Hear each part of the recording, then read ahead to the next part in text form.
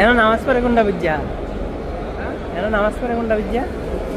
রমদেজরা দূরে কে নামাজ পড়লো তো পড়তে হবে না কিন্তু পড়ে না তো এটা তো কাবার দিক ভিড়া নামাজ পড়তে হবে না। এরা তো এদিক পড়তেছে, এরা তো এদিক পড়তেছে, কাবা তো এদিকে না, এরা পড়তেছে এদিকে, লেগে দমক দিতেছে পুলিশে